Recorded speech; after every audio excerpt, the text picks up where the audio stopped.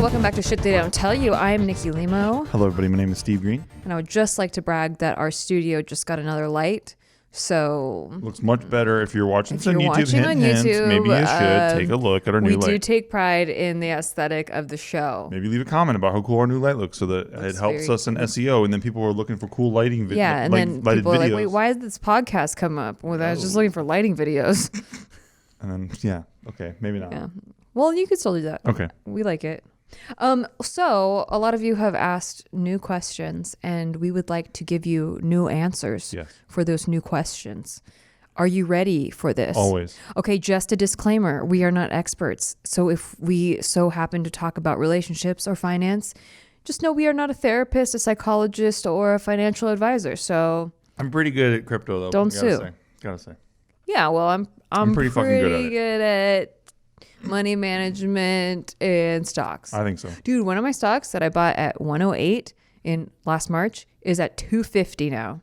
That's fucking good. Yeah, I'm tight. My new baby, SNX, went from $7 to $17. That's a cryptocurrency coin in 9 for days. Everybody that is listening that doesn't know what that is. So there you go. Okay, so let's get into this.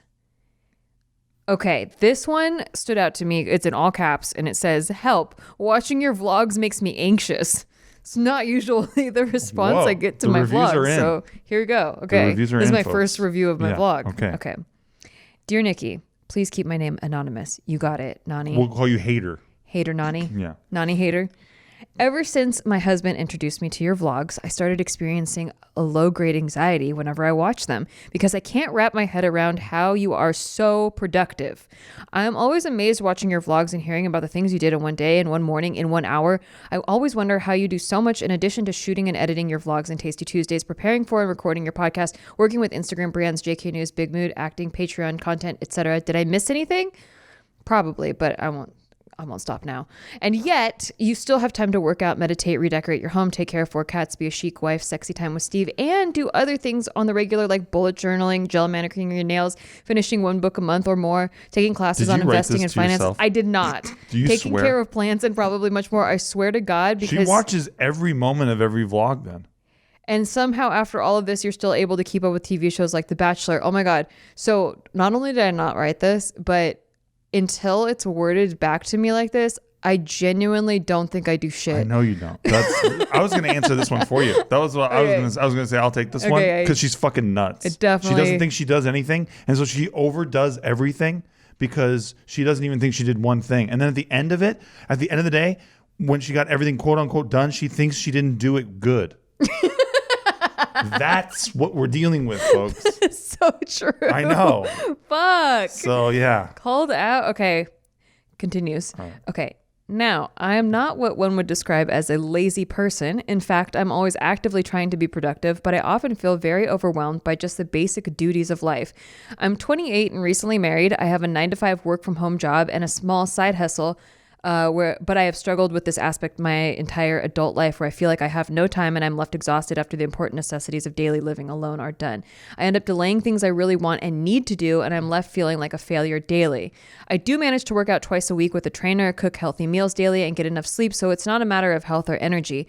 A few things to note are I'm an introvert, INFJ. Oh my God, me too.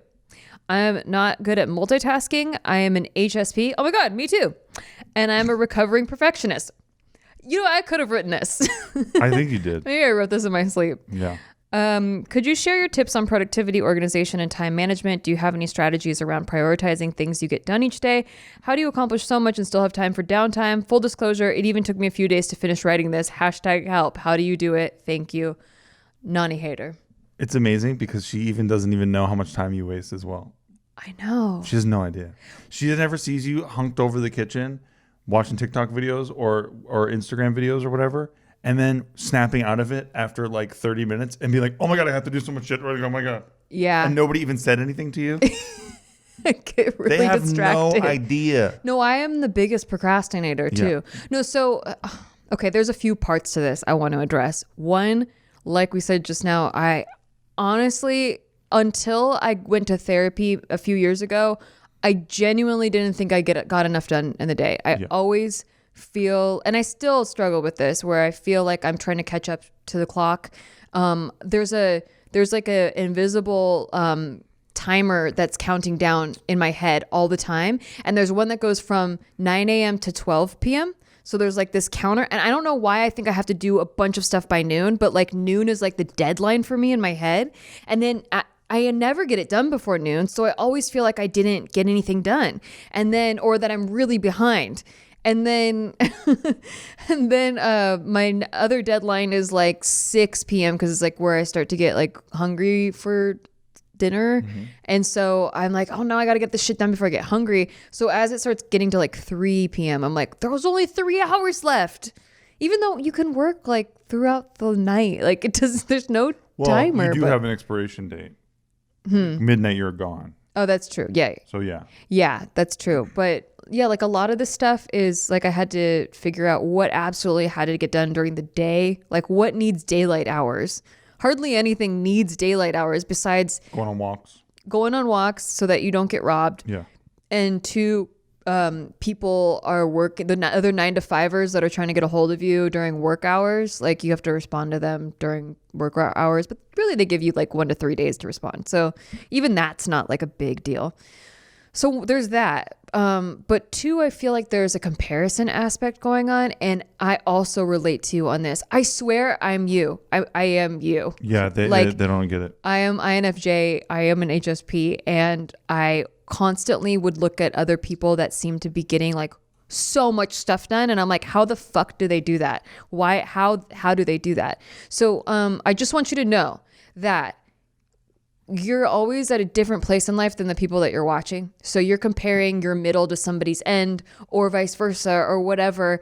I feel like I've gotten to a place now, just this year, where one, I let go of all the things that were extremely stressing me out, like that had too many deadlines that weren't like really benefiting my life enough to keep them.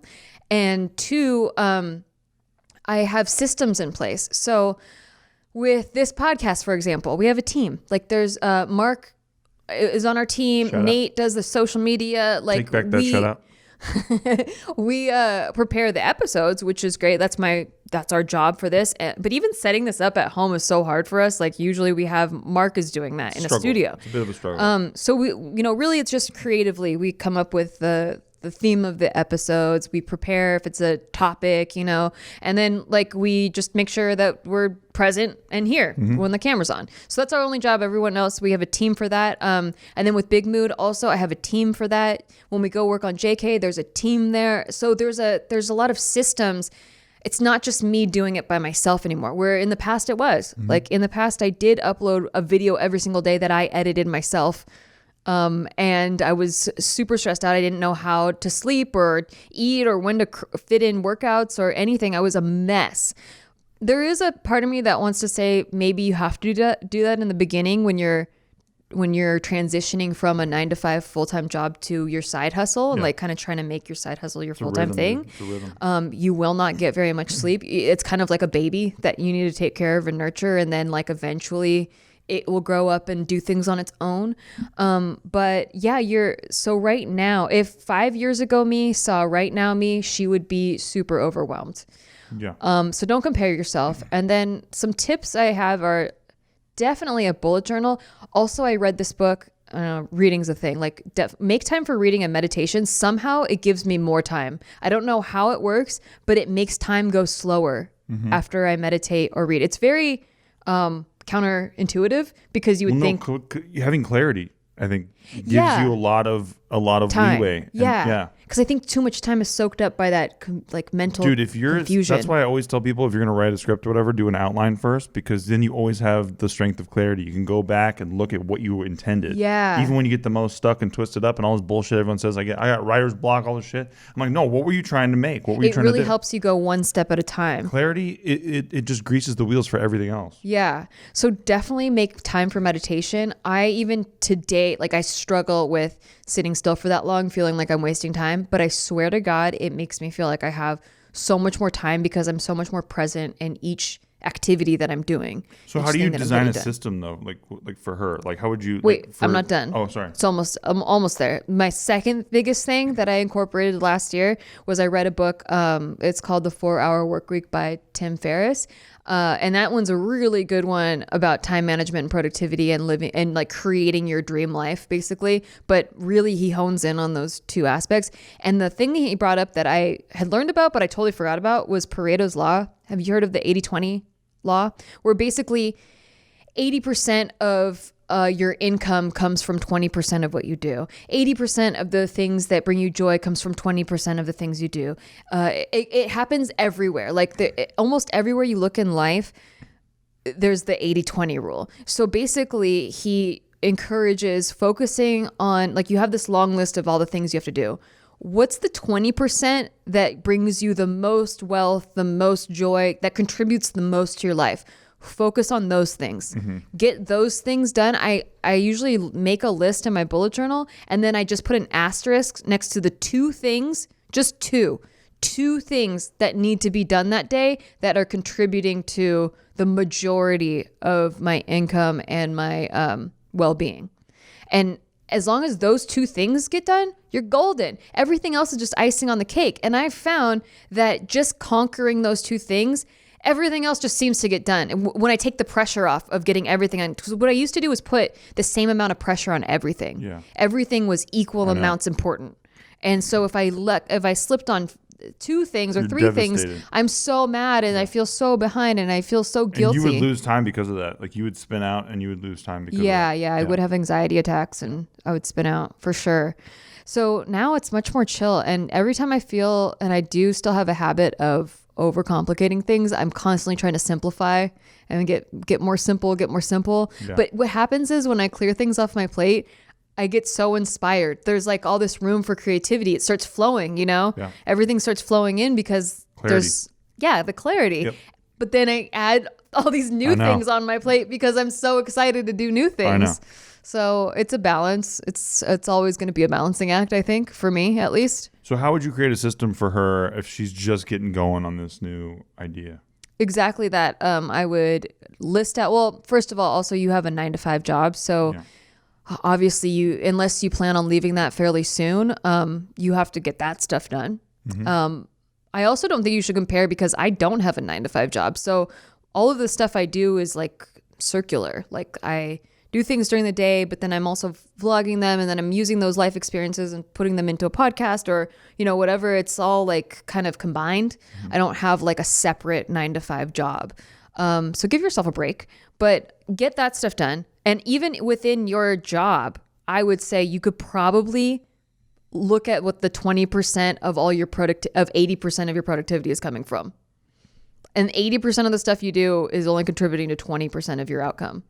So just take things off your plate, like in your job. And I promise you, like a miracle, more things get done than you ever tried to plan to get done. But if you had to sit down and like put it on a piece of paper, here's a system for her or like for anybody in this situation, like how does that look to you? I don't know everyone's different. So like, it's hard to create a custom system for somebody if I don't know their schedule, but right. I would make time for yourself either in the morning or at night, but definitely carve out self-time. Have that be a chunk that you put in your schedule that you keep as if it's an appointment, as if it's just as important as showing up to your job. So boom, look here, bullet point number 1, self-time. Love it. Yeah. Well, and in that self-time, I try to either exercise or bullet journal or read a book. Great. So some self-activity.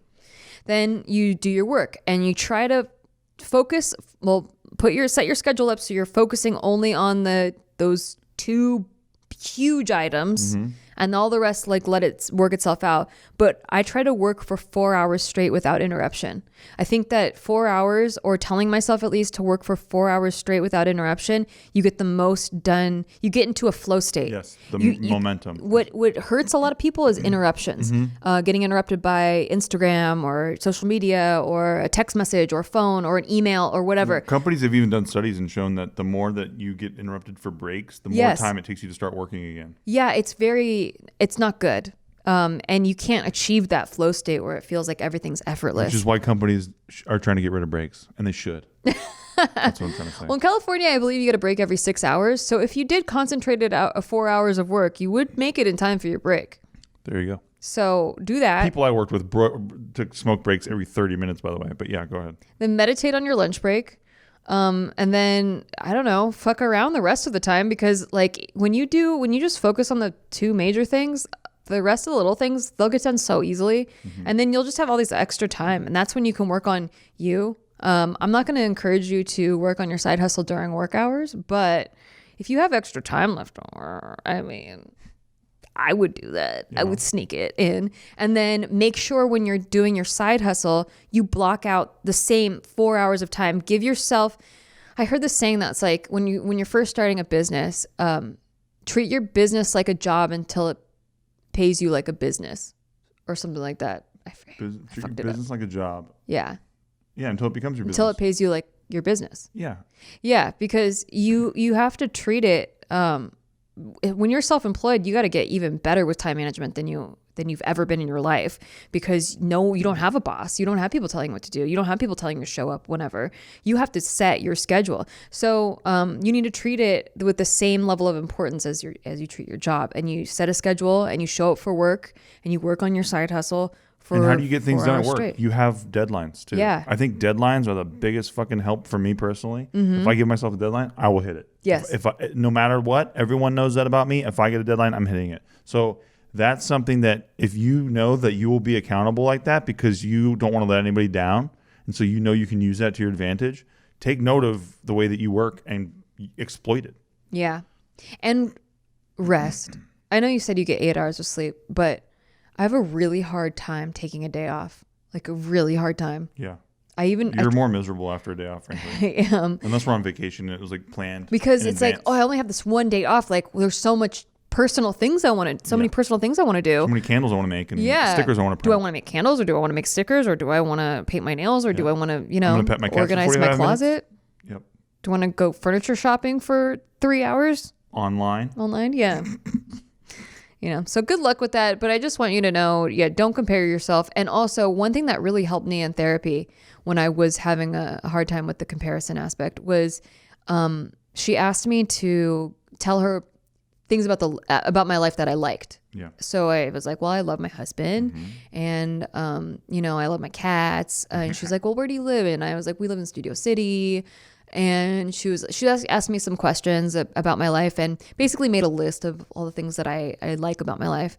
And then she goes, okay, now imagine you're someone else that's never met you. Or imagine you come, like before you started your life, you're like up in heaven. You're like, okay, what's my life going to be like? And someone shows you this snapshot and it's like, oh, look, you are married to somebody that you really love and they love you back. And you live in a cute little apartment in Studio City with your 2 cats. And, oh, you get to like make YouTube videos for a living. And like she explained it to me like that from my list.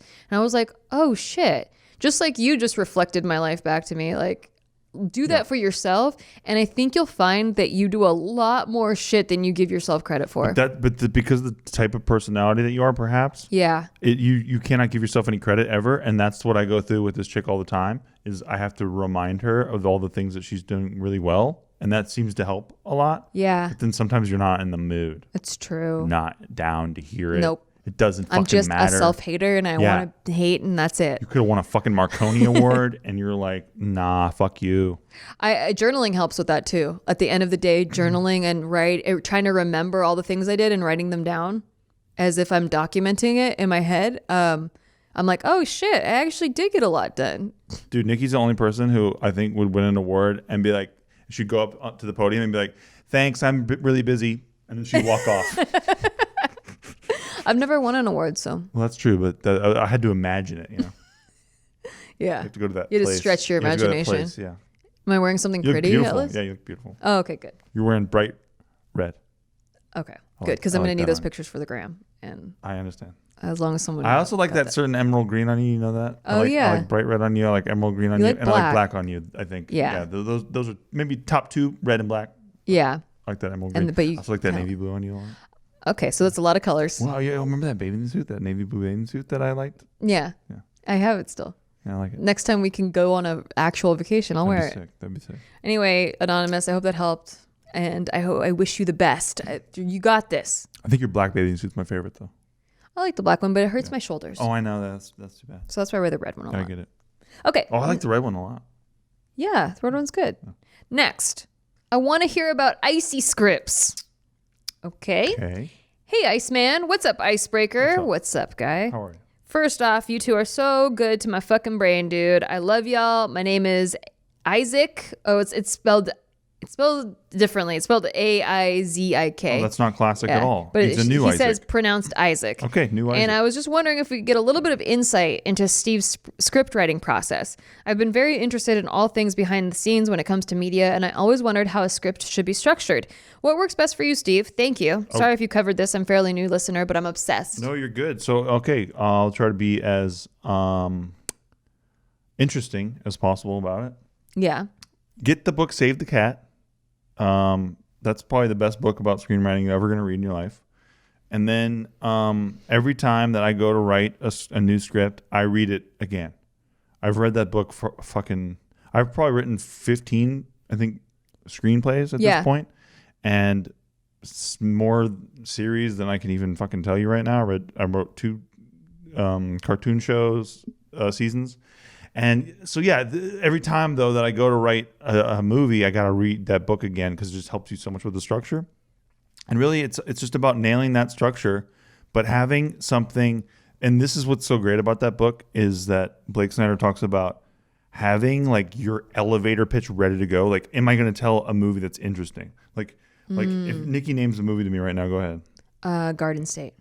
Okay, Garden State. A guy who mourning the loss of his mother, I think, right? Guy mourning the loss of his mother goes home and has no idea where home really is for him.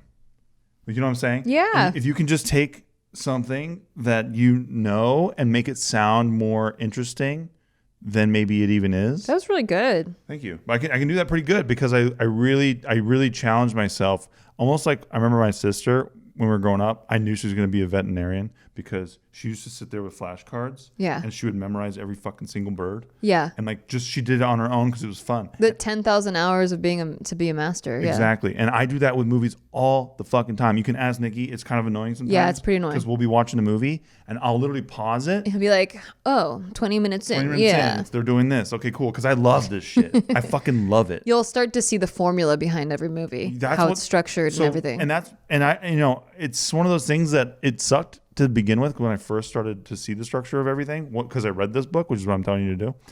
But once I started to see it all, you kind of see where everything's going to go. Mm-hmm. But then you're like, oh man, but I still love all this shit. So it's like, I know more about it. It's just like you love Disneyland.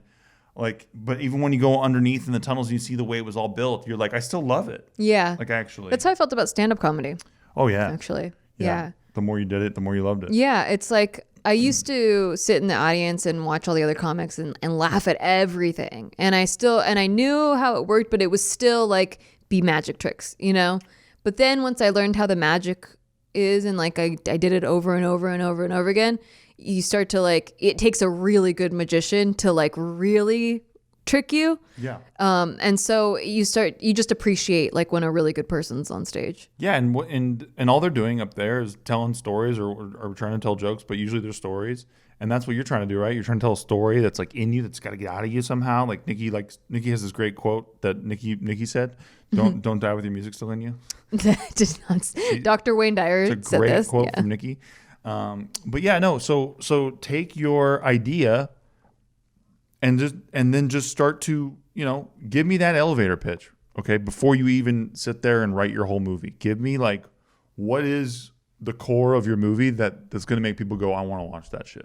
Right. Cause that's how you get other people going. I want to pay to help you make that so that I can watch that shit. That's the hardest thing for me to do. Is it? Like summaries, like brevity, summarizing something in a brevity sentence. Everything. It's so hard for me unless I have it. Well, I guess if I had it pre-written out, like, but it takes me a long time to like condense. Yeah. It's so much better. Yeah. So much better. Yeah. But I just like have the hardest time with that. Yeah. So I hope that helps you. I can go into much more detail, but I don't. I think you need to start at this book. You need to start at Save the Cat. And then you need to start at your core idea of what you want to do. Like what story do you want to tell? And what genre is your story as well? And only I think by doing will you find like where your weaknesses are that you need to really work on, where your strengths are. My first couple scripts were horrible, right? And even looking back on some of the stuff I've done, I'm like, man, I would do so many things differently now. But that's the beauty of like learning as you go and making something and creatively and putting it out into the world. So when you're learning something new, especially if it's creative, you're not going to be good. Like, no, and even when I say all the time, what do I tell people? I say I can write a new screenplay in 3 days, right? Yeah. That doesn't mean it's done. It just means it's like I got it all vomited out on the page, and then you go in and you fucking tweak it all and all that kind of shit. Right. So. Yeah. Good luck out there. Yeah, good luck out there. Let us know how you're progressing. If you have any questions, let us know. Okay, we're going to take a quick break, but when we come back, we have a few more questions from you. So far, no relationship questions. Interesting. It's a record. Very interesting. And not a complaint. It's just a record. No. It's just interesting for us. No Bitcoin questions too. Very interesting. And with all the success. We did a whole episode Very on interesting. Nobody wants to apologize to me. We're taking a break. You can apologize at podcast@nikki.limo. Hey, thanks for listening to our podcast. We just want to take a break to tell you thanks for listening to our podcast. And if you want to rate it, that would be really awesome for us. Listen, we're on break. We're not talking to you like podcast hosts right now. We're just talking to you like people. As a friend. And we just want to say, please rate the show because it helps out huge amounts. Like, we're not desperate. We're like kind of desperate. We're giving shout outs right now to all the people who are giving it ratings. So huge shout out right now to Brian Jorgensen. That was sick of you, dude. Thank you. God bless. Huge shout out right now to Mark W. in Springfield, Connecticut. Back to our podcast. Jenny Blythe. Hey, back to our podcast. In Tuscany, and Florida. Back to our podcast. God bless you. Thank you. Steven. Thank you for supporting the show. Okay, and we're back, and we have some more questions from ya. Are you ready? What's that accent? It's the Valley Girl accent. Oh, I thought it was Minnesota. Minnesota? You said it was Minnesota? That's a very California accent. Shut the fuck up. All right, here we go. This one's called Not a Relationship Question. That's the theme of this podcast People episode. are like, we're sick of it. All right. We get it. Okay, here it goes. Please get me anonymous. Thanks a bunch. All right. Your anonymous name is Mochi Chocolate. Mochi Choco. Hi, Icebreaker and Iceman. What's up? Thank you for using the preferred Iceman. Thank you. Yeah, and the preferred Icebreaker. Love the podcast, by the way. You guys are constant in my drive to and from work all the time. Aw, we love you. I'm going to keep my questions. They still have a job. That's great. That's amazing. And they still have to commute to their job. It's fucking fantastic. Wow. What's Good that news. like? Good news out there. I'm going to keep my questions short and sweet. This is not really a relationship question-ish. LOL. But how do I start managing me and my fiance's finances? Fiance's finances. It's a semi-relationship question. It is. We have always just managed our own finances, but now that we recently just got engaged, we want to be able to manage our finances together, but don't know where to start. Do we open a joint account together, but still keep our own separate accounts and put a set percentage into the joint account? Is that a good idea? Or is pooling everything together in one joint account a better idea? Help. Lots of love, Kay. So this is a relationship question if I ever heard one in my whole life, actually. It's such a juicy relationship question. Yep, because guess what? You both need to sit down and decide if you're going to do one account or not. And like who each other is, by the way. Mm-hmm. Like, are you the duties? A compulsive spender? Are we going to have some kind of, like all that kind of stuff? You need to know that finances is the number one reason couples divorce. The crater. That's like the number one divorce. Finance and chores, by the way. You got to help with the chores out there. Yes. But on the divorce papers, it's always something to do with finances. Well, it usually says irreconcilable differences. Yes. So, but you're wrong. Yeah. Okay. You're dead wrong. Sorry, my bad. Okay, but that's the legal term that they use. But yeah, exactly. But if you talk to people that got divorced, it's either finances is number one, and then there's like cheating or abuse, and that's not fun. Brad and Jen. Yeah. Yeah. Your husband goes and makes a movie with another A-list celebrity, and then and she's really hot too, and very like sexual, and maybe sexy. she's sexy in a way that your current wife isn't that sexy. But your current wife is very sexy. Pretty sexy. She's very sexy, just not in the same way that this other woman is sexy. She's not hitting those same buttons. exotic, I guess, or I don't know what it is. Yeah. Yeah. How do you? Mysterious? Mysterious. Yeah, That's what it mysterious. is. Yeah. So, anyway, Steve's absolutely right. You figure out, you don't want any surprises. No, exactly. So, figure out each other's spending habits. I would even like create separate budgets and like compare and contrast to each other. You kind of, if you guys are happy now, like you could just keep in mind to keep it the same. You know, that's really helpful. But also who will be managing the finances once you're in a couple. If one person just tends to naturally be better at it, or like they're more drawn to it, then that person should take over. But if you're both into it, then you guys can work out a system where maybe you create a budget together, and then you at least know exactly what you're spending, and you know how much should be spent on food, how much should be spent on clothes, how much, you know, etc. So that no one's out of the loop. Yeah, and Nikki's dad's a CPA, and I met him when I had debt. Yeah. So I think the writing's on the wall there. Yeah, he had a lot of debt. I had like $13K in debt. Yeah. Yeah, dude. Not just debt, but you owed the IRS. It was a brutal. It wasn't like situation. a credit card company or a student loan. It was the goddamn IRS. Yep. But her dad, amazing as he is, he helped me sit down, come up with a plan for how to pay that off, and I did it in like a year. Yeah. So that's that. But that was Nikki comes built in with a CPA dad that she listened to. Yeah. It's not like she like didn't listen to him either. And my mom was a banker, vice president of a bank. Oh, by the way, I say that a lot. That like my dad's a CPA, my mom was the vice president of a bank. Oh, they think it's like Wells Fargo or some shit, and that you're rich as fuck. Yeah, exactly. Yeah, or they think that it's always been that way. So it was not like that growing up. My dad hadn't even finished school yet when I was born. I went to his graduation when I was 4. And then my mom... She lived in a garage your first 4 years. I don't know if it was 4 years, but it was like... That's what your dad said. Oh, was it 4? Yeah. Maybe. I don't remember. But yeah, I lived in a garage, in my grandma's garage with my parents for the beginning of childhood. And then my dad got a job as a bookkeeper. So like it wasn't like he was a CPA. He actually didn't pass the CPA exam until well into my childhood. And then he had to go back to get his master's to become like a CPA. Mm-hmm. And then he taught at the university and stuff. And then my mom, she didn't even graduate with a bachelor's. She could only get an associate's degree. And she was going to school also when I was a kid. And she was just a bank teller. She was a teller at a bank. And then she got to her level by just working her way up the ladder. So it wasn't until I was like in high school that they both were like at the positions that they're in.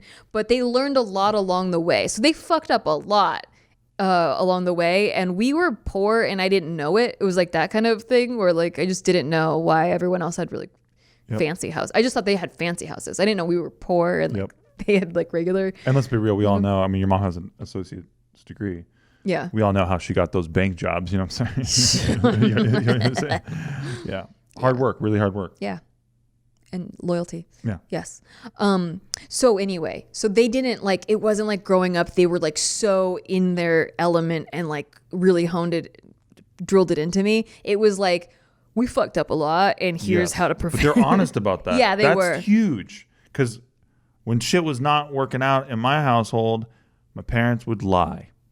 Oh, yeah. But it didn't work because I'm a child who can hear crying. So I'm like, oh, I didn't hear you crying, Ma. I know things aren't great. And she's like, things are kick ass, man. Things is kick ass. And you're just like, I don't buy this. Wow. Yeah. My parents want us to set our expectations really low so that like when things went well, like we could be excited. It's perfect. Yeah. It's perfect. But yeah, so anyway, figure out who like... so that scared the shit out of me, and so I made sure to always keep my finances on point, except for this one time that was like 3 months of my life where it went to shit and everything could get destroyed in an instant. So be careful about that. But yeah, like I've always been pretty good at managing money. And I was like, dude, taxes, why does everyone bitch about taxes all the time? I go into TurboTax, I just put in all my shit, and then it's fucking done. I get a sick check. I get like $2,000. And then I become a sole proprietor. because I'm doing YouTube. A contractor, basically. Yes, or yeah, exactly. Independent contractor. Yeah, independent contractor. And then all of a sudden you get tax bills and you're like, what the fuck is this? This can't be right. You don't know that you were supposed to put away. Fuck no. Yeah, because when you're a W-2 employee, it gets withheld for you. So I know every tuber fucking back in the day, but there was a tuber who was particularly a very annoying tuber. And I remember him coming into Maker Studios at the time crying. He was like in tears, like shaking. And this is somebody who flaunted wealth all the fucking time. And they're like fucking dunking on everybody and like, how many views did that get? Like all that kind of shit. I think I know who it is. I know you know. But he was in tears and he's like, oh my God, like my fucking taxes. This is crime. This is a crime. He's like, I'm so fucked. And I couldn't help but laugh because it was just because of who he was and what a prick he had been. Yeah. It was just fucking hysterical. That's really funny. But yeah, that happens. So there's a wall that a lot of tubers hit where they just are like, wait, I got to pay all these taxes? What is that shit? Yeah. And I was kind of one of them, unfortunately. I get it. Well, in your 20s, you really, or before you get like a job where you're making a decent income, you just see taxes as like this thing where you get a check. But it's you hilarious. Get a refund. Because you tell these stories on JK and stuff and people go like, man, Nikki's dad paid Steve's taxes off. It's crazy. And I'm like, you guys are so fucking... The commenters on JK are I'm like, no, very I just special. didn't know that I They're very owed this special. much. And I was like, how do I do this? And then her dad like helped me come up with a plan. That's it. There's commenters on there that think I married you for money, which is hilarious. That's really funny. That's so It's very funny. So you can't ever You look at found that. out that you married me for money later. Sure. Yeah. Exactly. Well, I made an investment, I'm pretty sure, into you. Yeah. But yeah, so the way that we do it is we have a budget. I like to set a budget every quarter because our finances are constantly shifting because this industry is very volatile. Yeah. And Shout out Hollywood fucking shut down for a year. Yeah. I like to make sure that we have a decent amount of padding. So I budget us in a way where we don't have to be scared. Yeah. And there's enough like in savings and stuff, and we're contributing to that, and then we have enough to eat and live and stuff like that. So I have a budget, and then I show Steve the budget, and I'm like, we have to limit our groceries to this. We spent way too much last month, blah blah blah. And then I have different credit cards that give us different percentages back, and I tell them which ones we could spend on what, and then I make sure all the credit cards are paid off. I have them on auto pay, but then I also pay off the balance twice a month because I don't like carrying a balance. Yeah. And I have one that I auto pay off, and then I also take care of our insurance. Yeah. And so we just kind of sat down and figured out who's going to do what. Nikki does like 80% of it. I do like, because I have an insurance through my family's all military. So I have a sick insurance company that I got us both into since we got married. And so I take care of that part of it. And then, and we do have one bank account, but we didn't combine until after we got married. And I don't know if it makes a difference. I'm sure it doesn't. It's up to you. Really make a difference. It's really up to you. People do it all the time without being married. Mm-hmm. I just didn't. I think it was the hardest for me to combine finances because I like to be in control of everything. And you're like, dude, the first couple months, you're like, what is this? What is this charge? What is this? Yeah. What even is this? Because you're like, I don't even know what that means when it says. Because I check our bank accounts at least once a week. Yeah. And so, whenever I see charges that I didn't make, I'm like, what was that? I didn't account for that. Like, that's so weird. Like, is it stolen? The first couple months were pretty funny. It took some getting used to, for sure. Yeah.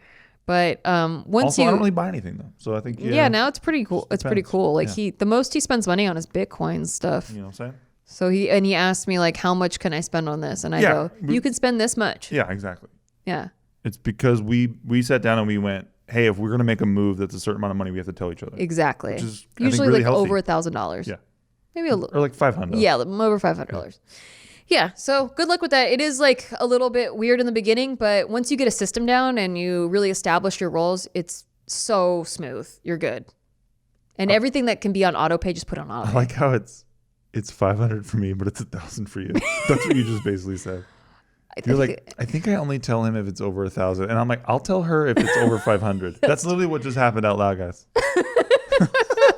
I'm trying to think if I bought anything recently for over 500. Like, yeah, I did. I guarantee I did. She's like, I just spent, I spent $6,000 on this M&M painting. No, it doesn't count because I'll spend like $200 on a table and like $300 on a chair, but they're separate items. Yeah. So it doesn't count, even though I bought them together. Well, she just bought, I mean, real quickly, she just bought some art for our place. Yeah. And it was like $50 and she was asking me about it. So Yeah, true. See, well, that's because it was between $50 and $500 True. painting. If you watch the vlogs, go watch the vlogs. Guess which one I voted for? YouTube.com/Nikki.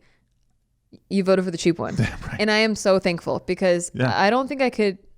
I'm not there yet because we don't live in our forever home. Mm-hmm. So spending $500 on art, unless I'm a huge fan of the artist, I don't think I could do that in a not forever home. How much was Eminem? That was $30. Okay. Yeah. Does not warrant a conversation. I agree. But yeah, sometimes you spend stuff and like on Valentine's Day or whatever, and you're trying to keep it secret from me. So you put it on the credit card. Yeah. And I didn't know about it. And then all of a sudden this $300 credit card payment comes in automatically. And I'm like, what was that? On the V-Day. What was that? Yeah. I get so irate. But yeah, it's fun. We figured it out. Yeah. That was the early on. You don't get a rate anymore. Huh? That was the early on when we were all figuring it all out. Yeah. Well, no, this last year you planned the whole Valentine's Day trip. We went to Las Vegas and stuff. Yeah. I just forgot about yeah, that was hilarious. Yeah. Okay. Open free compliments inside. All right. You got it. Yes. Dear Iceman and Icebreaker, love the show. Can't wait till Thursday for it to download in my feed. Yes. I'm here for the vibe 100%. Awesome. I am Rocky from Texas. Oh, what's up, Rocky? For those of you new to the show, here for the vibe is like, are you here because you want certain information, or are you here for the vibe? Exactly. Thank you. Because in the beginning, I was like, people need the information. And then Steve was like, no, they need the vibe. Yeah. And then after a while, I'm like, you know what? They can get the information through the vibe. Yeah. Like, or they can Google it. We can just bring it. Yeah, exactly. We bring up something that you're interested in, and we don't have to be experts on it and delve all the way into it. Exactly. You can just go Google it after. Google it. And we'll just tell you. Our podcast is like, we bring up a subject and we're like, fucking Google it. We want to bitch about something, but don't want to tell you like all the intimate details of it. No. Because it's complicated. Go Google it. But we will tell you all the shit they don't tell you. That's right. Okay. Questions at podcast at Nikki.Limo, and we're going to answer with Google it. Google it, bitch. Jeez. So lazy. We're here for the vibe. Okay, Texas is too big. LOL. I have a question for Steve. Since your topics usually drift into things like flat Earth, Bigfoot, and such, see that? So there you go. There's vibe topics. This is a vibe. This is a viber here. He's here for the vibe. Defo. What are your thoughts on the Mandela effect, specifically about Moonraker Dolly's braces? As a Bond fan, I have seen Moonraker many times. The whole point of Jaws, a killing machine with metal teeth, to instantly fall in love with someone only makes sense if she has braces like him. It is the bit, so to speak, the layup of all layups for a writer. But now she doesn't have or ever had braces. It's unbelievable. She doesn't have braces? Hold on, I didn't know that. You talking about Moonraker with Roger Moore? Yeah. A guy named Richard Karn, or no, Robert Keel. He plays the guy Jaws in this film, and he has a girlfriend. This is his second appearance after The Spy Who Loved Me, and she smiles a lot. And I swear to God, she had braces. She doesn't, and she never had braces. It's unbelievable. I feel y'all will do a whole episode on this, but I really wanted your thoughts on this one because I can't disprove this one as a bad memory. I love you guys, Rocky. Well, Rocky, you actually just fucked up my whole world, actually. So thanks a lot. Can I Google her? Can we Google it? Look up Moonraker Dolly, I guess is her name. I didn't even know what her name was, but I know who he's talking about because I pictured this chick with braces smiling at the end of this Moonraker Dolly braces is, by the way, the second thing that comes up in the Google suggestion. Yeah, this is pretty hot right now, I guess. Okay. Yeah, Mandela effect's interesting because I definitely have those memories. Like everyone says Berenstain Bears, like changed, and then everyone says that, what the hell else? Wait, it says Dolly has braces debunking Mandela effects. And yeah, she does have braces. She has them in the site unless they photoshopped it on. Let's see. Let's see. See, that's we Google it ourselves. I've seen these movies so many times. Actually, Dolly does not have braces once you like try to debug it. I think they photoshopped it on because that's how everyone remembers her. Yeah, I do. Okay, here is. This is the scene. Wait, this is people recreated this the way they thought they remembered it. So I swear to God, they put it on with braces. Well, this one okay, let me just get the original one. And like he said, that's the original. Yeah. Why didn't she have braces? It's so funny. Like he was saying. So ironic, it would make sense. Because he has metal mouth. His name is Jaws. Why wouldn't she have braces? It's fucking a dunk. It's a layup. Hold on one second. I'm going to pull this video up. Because I feel like you need to react to it. Okay, there's Jaws. Classic scene. He just fell to earth, I believe. Okay, she's picking up a wheel. Mm-hmm. Metal Mouth shines. And now she doesn't have braces. It's the angle. She has shiny teeth because of the angle in the light. And because they had just shown you him doing the same smile with metal in his mouth. That is fascinating. How crazy. Wow, you just blew my mind, bro. I hate the Mandela effect. Yeah, it's pretty weird, right? I really hate it because I feel gaslighted. I feel gaslit. Gaslit, yeah. I think that's why people drives them insane. Yeah. Well, because I definitely remember, I mean, everyone likes to say the example where Sinbad was in the Genie movie. And I'm like, dude, I swear to God, he's in at least a Genie commercial. Yeah. He had to be in a Genie something. But then if you watch some Sinbad shit, he really just had like parachute pants on a lot. And like he was Genie-ish in a lot of his clothes. The show or the movie Shazam came out around the same time. Yeah. Yeah. Who knows, man? I have no idea. But I remember it. That's the thing. Shaquille O'Neal was introduced to me as a child and as an icon. Yeah. I remember Shaquille O'Neal's face, like looking at Shaquille O'Neal going, that's Shaquille O'Neal. Yes. When I saw Sinbad, I knew Sinbad because Sinbad was fucking huge at the time. So the idea that I didn't see Sinbad as a genie, I don't believe you. Yeah. I remember that. Me too. I can picture it so vividly in my head. Also, did you know that Purple genie pants. In Snow White, she doesn't go mirror, mirror on the wall, who's the fairest one of all? She doesn't say that. What did she say? She says something completely different. What are you Hold talking on. about? I know, right? You remember it that way, right? Yeah. Mirror, mirror on the wall, who's the fairest one of all? Okay. No, she doesn't say that shit. What did she say? Mirror, mirror on the wall. Okay. Listen, guys, we're going to get to the bottom of this shit right now. We're going to debunk this thing right now. She says, mirror, mirror in my hand, who's the fairest in the land? What? What? Okay, wait. It says, okay, how about the Disney version? Tell us. The Disney version. You remember in Batman 1989 when Jack Nicholson is like asking for a mirror? And he's like, mirror, mirror. I remember hearing mirror pronounced like that, and I'm like, I don't know. Very interesting. I didn't listen to anything you were saying because I was trying to figure out. I was trying to see if it was a Mandela effect thing, but I think it does happen in the movie. Okay. Magic mirror on the wall. Who is the fairest one of all? Magic mirror on the wall? I'll take it. No, it was mirror, mirror on the wall. I think that's something that we changed it to. Like, because we're kids and shit. Obviously, that's what happened, but everyone remembers it. That's not as mirror, crazy as like it not being that at all. That would have blown my fucking mind right now. I would have been floored. Pisses me off. Because there are some things, like for example, we talked about DB Cooper. Yeah. Where like DB Cooper was never called DB Cooper.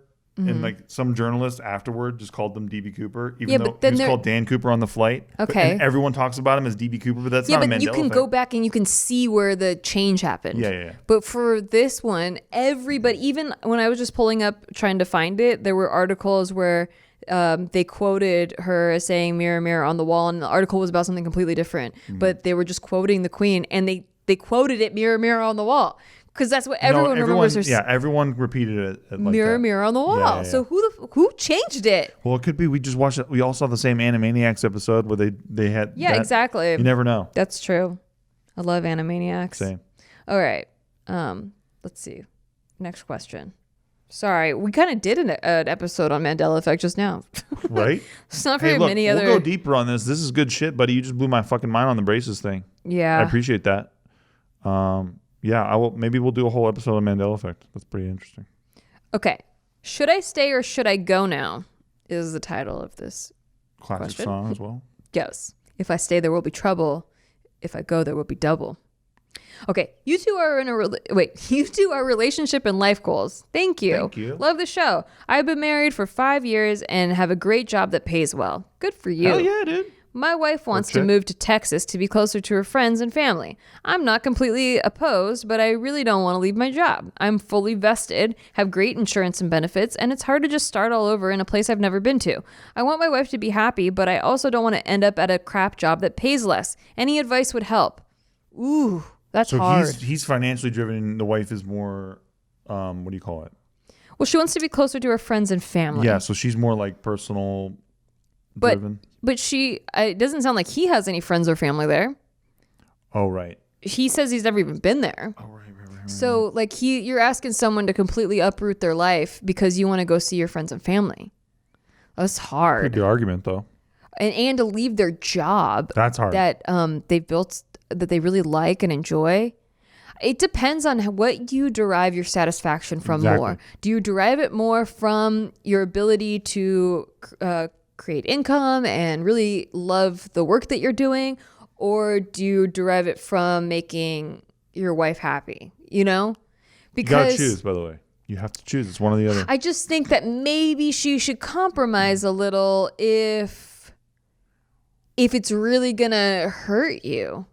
Yeah, what about, I mean, you get paid okay, right? So I'm just trying to put myself in their shoes, right? Getting paid though, right? Yeah. So you can do things with your money that let you visit friends and family more, and maybe there's a compromise in there. Yeah, like you can go. You don't have to live there, but you can go there more. Or you could even like get a second home there or something, or like an Airbnb thing. Something. Yeah, something where like you visit there often. Why is it gotta be live? Right. That's my biggest cue. But maybe she's just like over where you live, and you should pay more attention to the way that she views her environment right now. Yeah, and I feel like there's some missing information. Yeah, like take notice of how she's reacting, like to where you guys live, and ask her questions about it and stuff, and engage with her about it.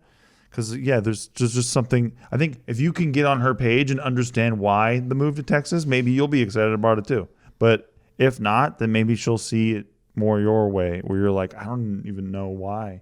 Mm-hmm. Yeah, it really depends on where you guys are in your relationship and the reasons that she would want to go. And is there no work for you in Texas, like in that field and that specific job? Sounds like you're nervous about that. So there's a lot to consider. Yeah, I mean, the way that you word it, and this is only from your perspective, so I don't know your wife's perspective and all the other details that I'm missing, but the way that you've worded it, at least, it doesn't sound like it's a great deal for you. She's just like, I want to go hang out with my friends. That's the way you worded it so far. Yeah. So it's like, okay, pal.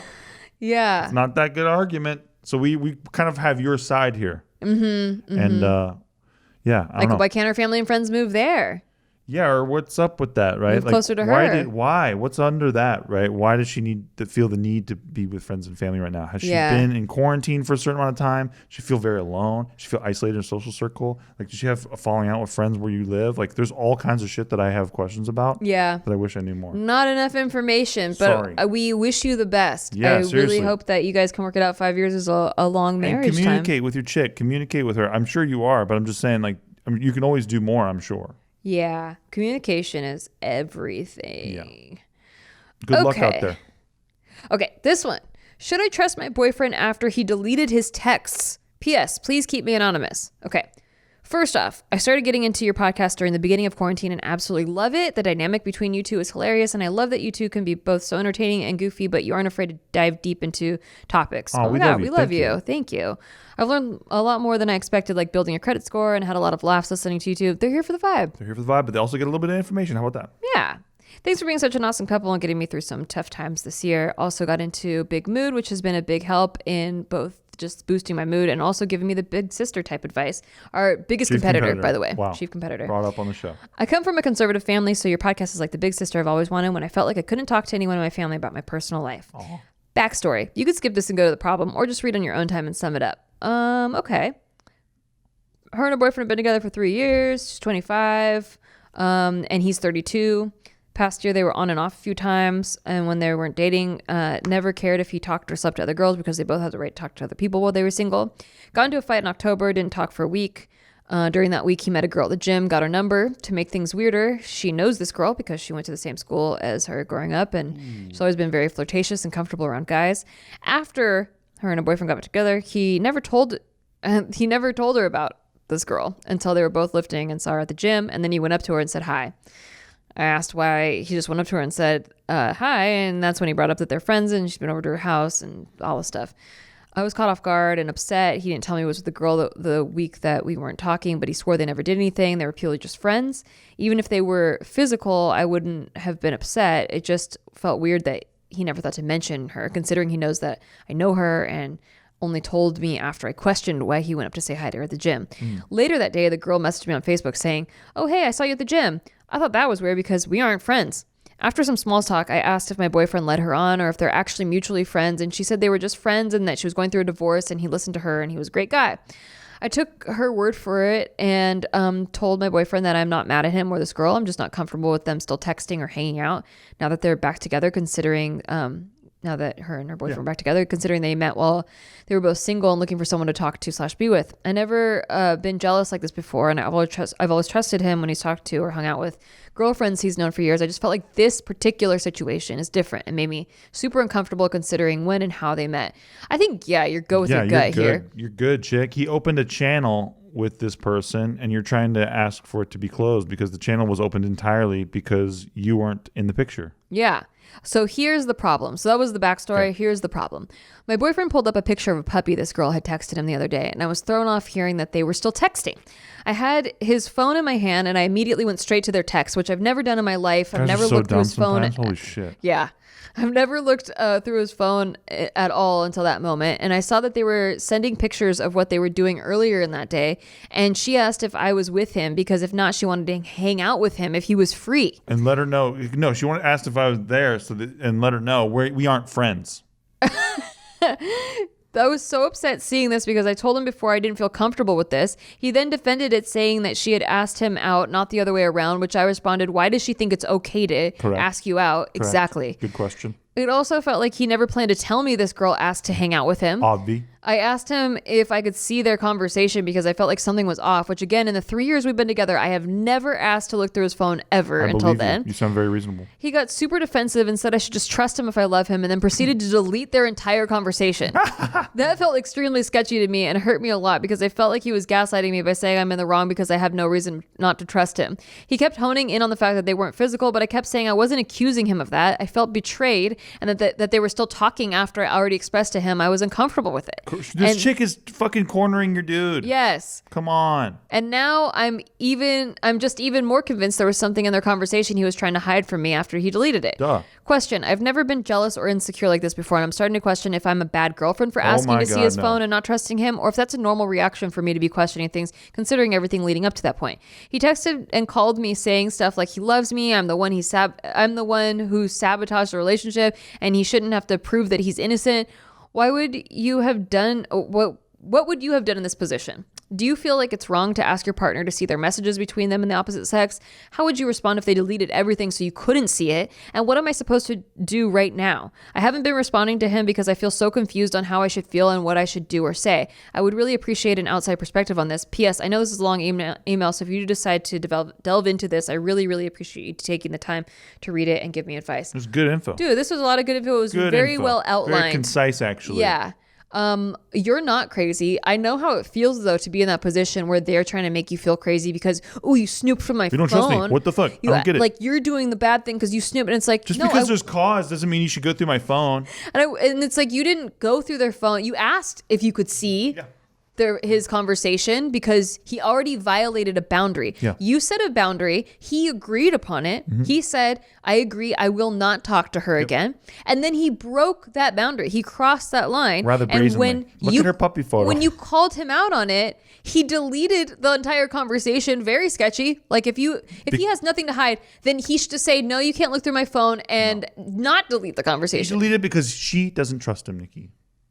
And it just hurts him so much. It just hurts him so much. She's such a bad girlfriend. Yeah. That's why he has to delete his conversation. Yeah, obviously. Yeah, I think that anytime someone's... You caught him, girl. If he's doing something that he's too scared to tell you about, that's a huge red flag. If he's going to throw his phone in the lake because you want to check it, that's a red flag. Yeah. That's all. Yeah. That's it. And then turn around and be like, why are you so crazy? Yeah, he's like, what do you mean you want proof? He's like, the proof is drowning right now. Yeah. Yeah, exactly, because you did that. And you made me do that. Yeah, you made me throw my phone on a lake just to prove a point. No, this guy, listen. No. He's trying to have his cake and eat it too. He thinks you're dope. He thinks she's dope. He's trying to play that middle road game. And you're not here for it. Yeah, even if nothing physical happened. He's emotionally cheating on you. He's definitely there's definitely something in that conversation he wants to hide, and the only thing that would be feasible to hide is either nude pictures or he's emotionally cheating on you. Saying that if he says something in there like oh, you're so much cooler than my chick. Yeah, some shit like so much that. Smarter, so I can feel like I can say anything I want. What's so you. silly is that he thinks that deleting the conversation makes him look less suspicious. No, he's just trying to Pivot. save his ass. Yeah. He's like throwing a gun out of a window because you got a cop coming. And then be like, you don't have proof I have a gun. Yeah. It was like, I just saw you throw the gun. Right. The guy. No, ridiculous. Yeah, and what I would do is tell him exactly that he crossed a boundary and that you did nothing wrong at all in the situation. Mm-hmm. And you weren't snooping. You were looking at something else and it popped up. He showed it to you. Yeah. You weren't snooping.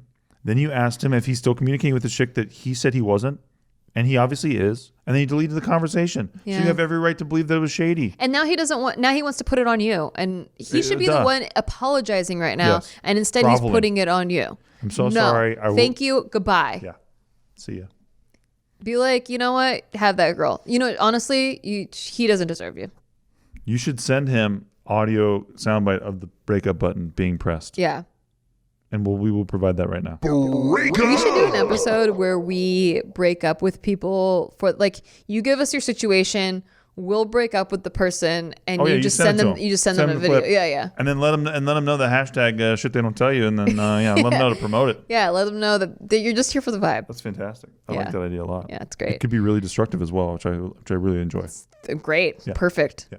Well, anyway, that's all we got today. I hope you enjoyed that. Thank you so much for submitting your questions. I feel like we got a good variety. Good groove here. Good groove. Finance, some relationships, some compliments. Pretty cool stuff. I managed to sneak Bitcoin in there a couple of times. It was overall really solid shit they don't tell you. Productivity stuff. Yeah. That sounds like a email that I wrote about myself, but you definitely wrote that to yourself. Not.